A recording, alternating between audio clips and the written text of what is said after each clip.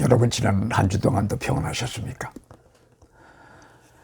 예수께서는 세상을 떠나 하나님께로 돌아갈 때가 가까워 오니 천방 지축의 제자들을 남겨놓고 가야 한다는 것 때문에 걱정을 하게 되셨던 것 같습니다.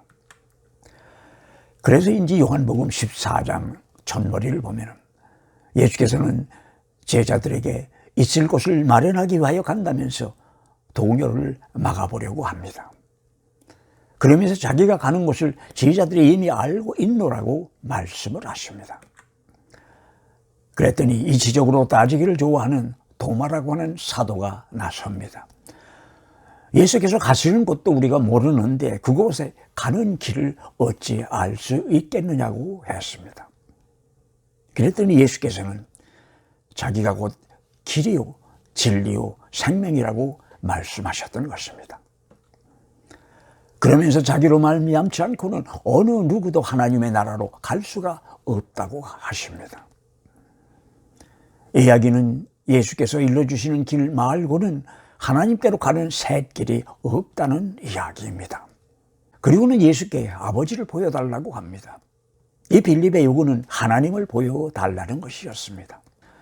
이런 제자들을 보면서 예수께서는 그들의 믿음이 더 성장해야 한다는 생각을 다시 한번 하셨을 것입니다. 그러면서 예수께서는 제자들에게 한 가지 약속을 하십니다. 자기는 곧 세상을 떠나지만은 자기를 대신해서 제자들을 인도할 성령을 보내주겠다고 하신 것입니다. 이 약속은 그 후 한 세대가 지나기 전에 곧 이루어진 것을 우리는 사도행전을 통하여서 알 수가 있습니다. 오순절이 되어서 예수를 따르던 사람들이 한자리에 모여서 한 마음으로 기도할 때 그들에게 성령이 찾아왔고 성령을 받았던 그들은 모두 변했다고 했습니다. 그 후 그들은 조상 대대로 내려오던 할례 대신의 세례를 하나님의 백성이 되는 절차로 삼았고 안식일인 토요일 대신에 예수께서 부활하신 일요일에 하나님을 예배하는 날로 지키기 시작을 했으며 하나밖에 없는 예루살렘 성전을 대신하여서 각 동네마다 교회가 생겨 이를 대신하게 되었습니다. 이런 놀라운 변화가 그때부터 2000년이 지난 현재까지도 계속되고 있습니다. 이것은 예수에 의하여 변화된 사람들을 통하여서 하나님께서 이루신 구원 작전이었던 것입니다. 예수께서는 지혜와 키가 자라며 하나님과 사람들에게 더욱 사랑을 받게 되었다는 누가의 설명처럼 예수의 몸인 교회도 성장을 계속했습니다. 예수께서는 씨 뿌리는 사람의 비유에서 말씀하신 것처럼 그를 따르는 이들에게 주셨던 작은 믿음의 겨자씨들을 자라게 하셨습니다. 모든 산 것은 성장합니다. 그 속에는 생명이 있기 때문입니다. 그리고 그 생명은 하나님이 주신 것이며 그러기에 모든 생명은 하나님의 것입니다.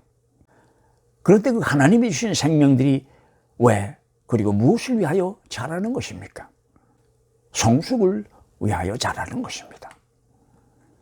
에베소서 4장에서 사도 바울은 우리의 믿음이 성장하는 목표는 우리 모두가 하나님의 아들을 믿는 일과 아는 일에 하나가 되고 온전한 사람이 되어서 그리스도의 충만하심의 경지에까지 이르는 것이라고 했습니다.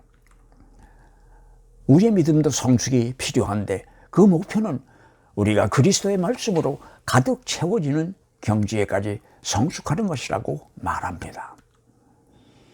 또 사도 베드로는 베드로후서 3장 18절에서 우리의 주님이시며 구주이신 예수의 은혜 안에서 그리고 그분을 아는 지식 안에서 여러분이 자라기를 기도한다고 했습니다.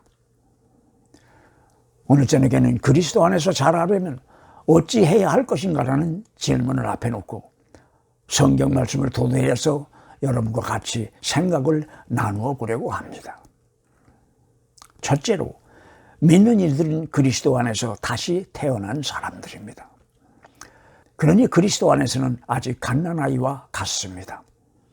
그리고 우리의 목표는 자라서 구원에까지 이르는 것입니다. 베드로는 베드로전서 2장 2절에서 우리는 가난아이와 같이 순수하고 신령한 젖을 그리워하는 사람들이 되라고 권합니다. 그러나 계속해서 모유만 먹는다면 넘어지기도 쉽고 병도 잘 걸리게 될 것이니 성장함에 따라서 굳은 음식도 먹어야 제대로 신체가 발달할 수 있어서 우리 믿음 생활의 목표인 구원에 이를 수 있다고 말합니다. 그렇다면 우리는 지금 어디까지 와 있습니까? 우리 한국의 교회는 어디까지 성장했느냐고 묻는 것입니다. 아직도 밀크만 먹고 있습니까? 아니라면 아직도 그 곰으로 만든 쪽쪽이를 버리지 못한 채 물고 있는 것입니까? 얼마 전에는 어떤 분이 쓰신 글에서 이런 이야기를 읽었습니다.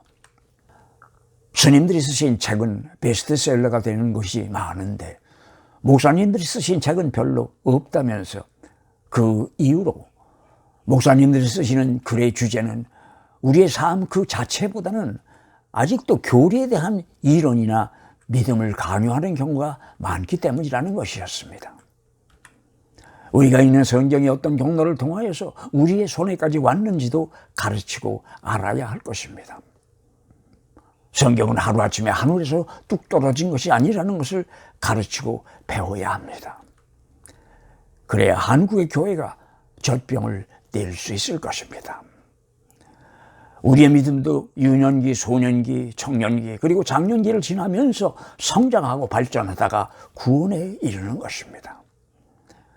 그래서 사도 바울도 자기가 이것을 이미 얻은 것도 아니요 또 이미 목표점에 이른 것도 아니라고 고백하지 않았습니까? 우리는 믿음의 여정에서 구원에 도달하는 과정에 있다는 고백이 아니겠는가 하는 것입니다. 두 번째로 빌립보서 3장 17절에서 바울은 큰 믿음의 선구자를 목표로 삼고 노력하라고 권합니다. 형제자매 여러분, 다 함께 나를 본받으십시오. 여러분이 우리를 본받기로 삼은 것과 같이 우리를 본받아 사는 사람들을 눈여겨보십시오. 교회사를 통하여 우리는 위대한 믿음의 선배들을 많이 만날 수가 있습니다. 그러나 우리의 목표로 너무 큰 사람만 찾지 않으셔도 됩니다. 큰 교회뿐만 아니라 작은 교회에도 하나님께서 귀히 쓰시는 훌륭한 목사님, 장로님, 권사님들이 많이 계신다는 것을 꼭 기억할 수 있으시기를 바랍니다. 세 번째로, 여러분이 이루겠다는 믿음의 목표를 정하셨으면 여러분 자신의 목표를 세우십시오. 스스로를 성찰하고 나의 약한 점, 강한 점, 그리고 내가 이루려는 목표가 무엇인가를 명백히 해야 할 것입니다. 때로는 나의 강한 것이 탈이 될 수도 있습니다. 목록을 작성하는 것도 좋은 방법 중에 하나입니다. 하나님과의 대화는 시간을 정하여 놓고 정기적으로 갖는 것이 유익할 것입니다. 네 번째로, 갈망을 행동으로 옮기실 것을 여러분에게 권합니다. 교회에 빠지지 않고 출석을 해서 앉아 있는다고 해서 영적인 성장이 있을 것이라는 보장은 없습니다. 마치 텔레비전 앞에 앉아서 태권도 시범을 보면서 건강한 육체를 갖기 바라는 것과 같을 것입니다.